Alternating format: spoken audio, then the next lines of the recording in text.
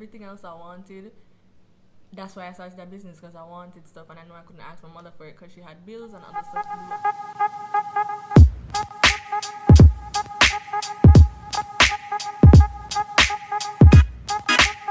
Hi guys, welcome back to my YouTube channel. Today I'm here with Siamoy Stewart, entrepreneur. That's all I have going for me. So we're both business owners in Jamaica. I should say successful business owners because I think we're doing good. So I own Sunmosa Swimwear, Fruits to Go, and I think that's it. And you Body own. Drench. It's not even. And you own. That was my first business, and that was a fail. I own Luxury Body Enhancement and Luxury Caribbean Cruises and Vacations. Can you talk louder, please? Luxury Body Enhancements and Luxury Caribbean Cruises and Vacations. Okay, so she basically plans trips for you with your budget. So you tell her, hey, somewhere I have 500 US. I need to go to Mexico. What can I do? Mexico with $500. I'm joking. So anyways, so we're gonna do a controversial video. Controversial. It's controversial, but I don't know how this video is controversial.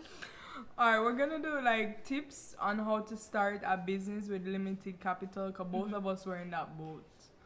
I wouldn't say if I had limited, I would call it limited. I will discuss the amount I had started my swimsuit business, but I believe it's limited.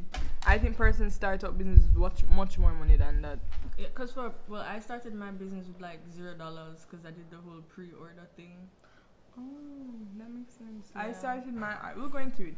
So anyways, so we're gonna give about 3 to 5 tips on starting a business with limited capital. We didn't write anything down, it's all coming from our head. So if we stutter, then just know.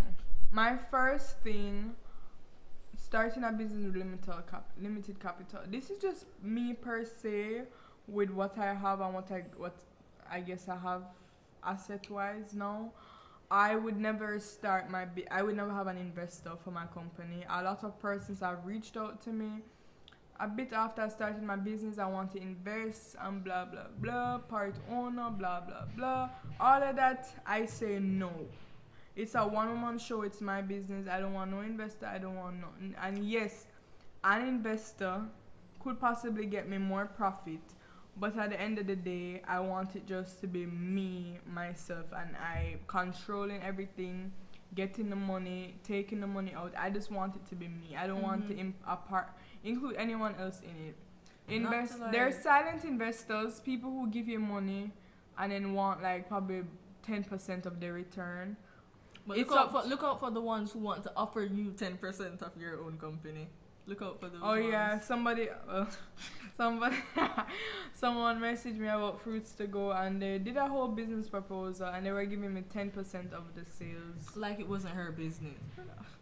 Honestly, just take the idea and That's go with it. disrespectful. Just take the idea and go with it, because that's disrespectful to come to me and say do all of that and then offer me 10%. I think it was disrespectful. I didn't even answer to them. But anyways, that's the first thing. Look out for the investors. Yeah, so back to what I was saying, I guess this is the second tip. I was talking about Talk about investors. Do you agree? What do you think? So like investors into your company. I don't know. Do you agree? I've never been approached by investors. I guess my business isn't that good of an idea. But I don't think investors are a bad idea. You should just read the contract and know what you're going into, because a lot of people will try to steal your company from under you. So just know what you're doing. Personally, I wouldn't do it because I like to run things and I like to give orders. It's a family friend. It's a family friend or maybe family or something, then okay. But if a random person approach you, then look out for that.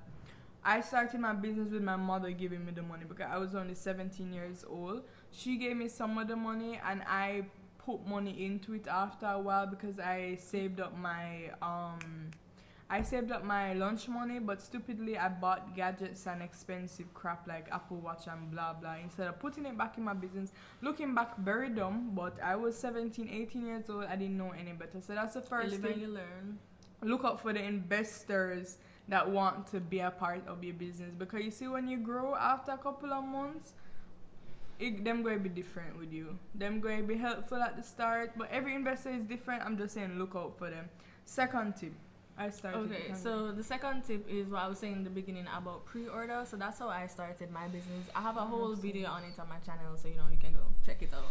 But basically, to sum it up, I was in high school and I had a Scotia card and I had 300 Jamaican dollars on it, and I wanted more money so I could buy clothes. And I was like, how am I going to do this? So at the time, I was really into fashion. I'm not as much anymore, but to the point.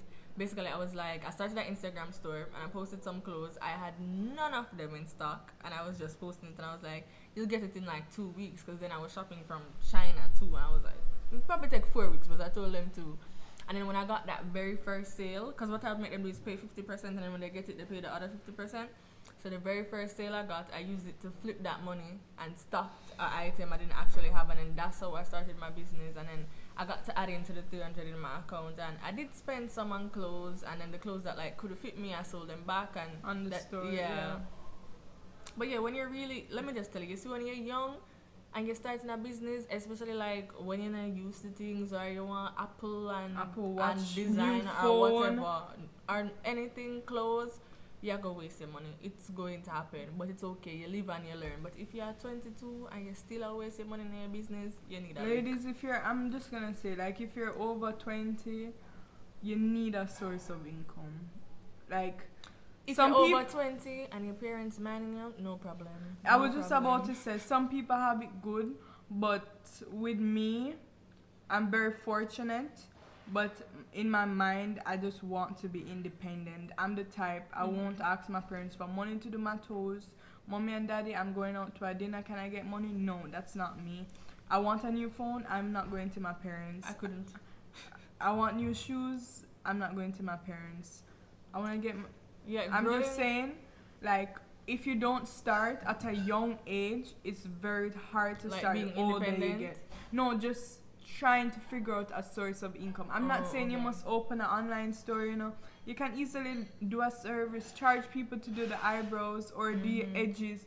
Charge somebody, if you're good at doing hair or edges, charge someone, like people are doing curling hair. But like, if you're like in college, and your parents are into school, and like focus on your education, no problem. But I mean, for me growing up, the only thing I could like get from my mother was like money to do my hair, and I would just braid it. Everything else I wanted. That's why I started that business, because I wanted stuff, and I know I couldn't ask my mother for it because she had bills and other stuff to do. I never wanted to be that person for making her feel bad, so I went out and I got it on my own. But of course, if that's not your situation, then live your best life. Yeah, personally, I'm sorry, but I'm not book smart.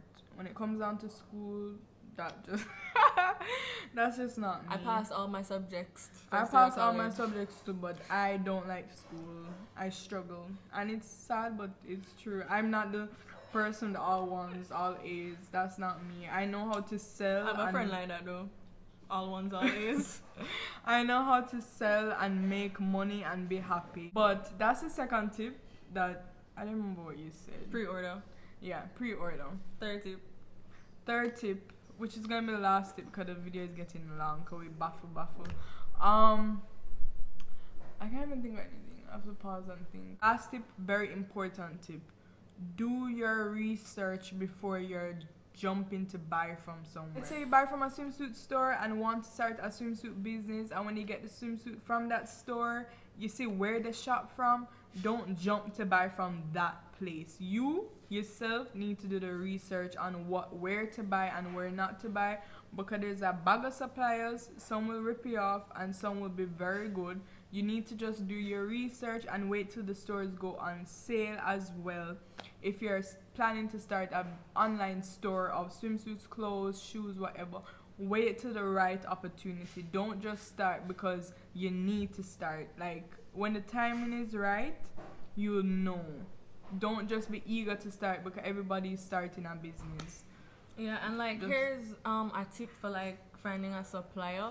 So a lot of times you'll see Instagram boutiques and they'll be really expensive, and you'll be like, oh, I see this online for really cheap, and as in from a China store or whatever, and you buy it and it's bad quality. The truth is, a lot of these boutiques and stores, they get their stuff from like LA Fashion District, and they fly up or they have persons that source it for them. So it might be the same thing, but it's different in quality. So if you can try to find some of the LA vendors, you'll have better quality items to sell your people. Yeah.